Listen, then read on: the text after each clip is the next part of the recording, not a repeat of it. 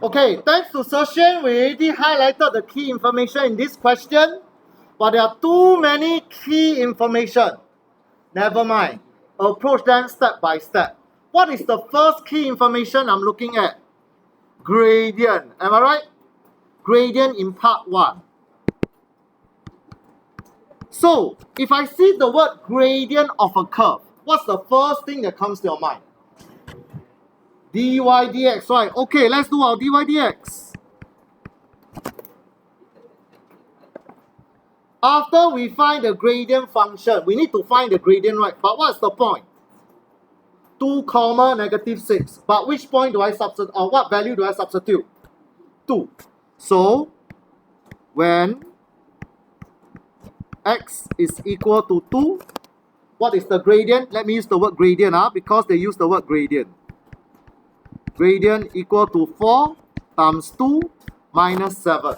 16 minus 7, that will give us 9. Am I right? Is it? Oh, sorry. It's 8 minus 7. So that will give us, is it 1? Please underline. That's 1 part 1. So, I have tried to represent, okay, in a simple diagram.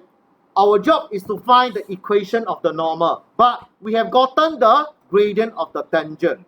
And you told me the normal and tangent, they are perpendicular to each other. Since I want to find the equation of the normal, what is the first thing I need to do? Find the gradient of the normal. Am I right? So same thing. M of normal must be the negative reciprocal of the gradient of the tangent. What's the gradient of the tangent? Based on my first part, 1. So the answer is negative 1. Plug it in into y equal mx plus c. Do I have a point that I can use? Yes. Use the point P. Substitute inside.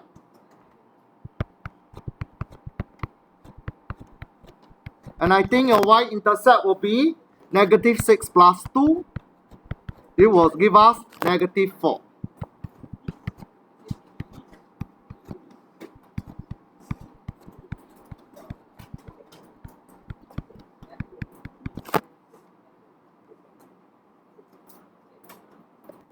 So you see, in part 2, the normal must cut the curve again. Hey, but my normal that I draw is too short.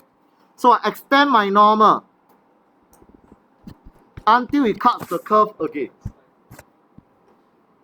Okay? And I need to find the coordinates of this particular point where it cuts the curve again. So it's a case of a straight line intersecting with a curve. Okay? Let me write down the equation of the straight line, which is the normal you just found.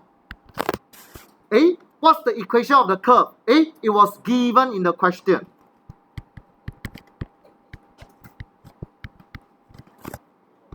Am I right to say we can do simultaneous equation?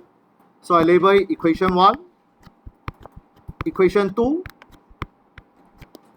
equation 1 equal to equation 2.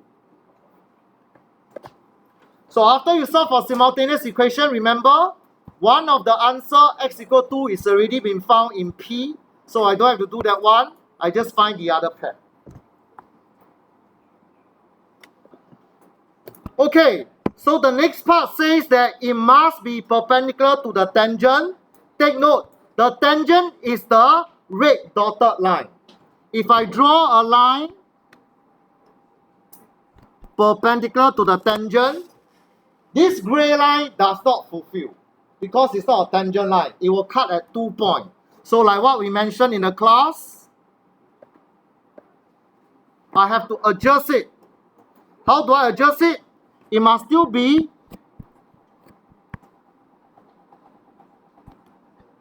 perpendicular to the tangent, and it can only touch the point at, or rather the curve at 1 point.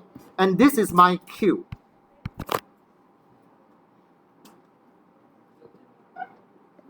Very good. You told me, oh, this particular tangent at Q, the gradient must be -1 because it's parallel to the normal at the tangent at P. And take note, based on the original curve, the gradient at any particular point can be defined by this gradient function. Since the gradient is -1, just use the gradient function equate to -1. Okay? Find the x coordinate.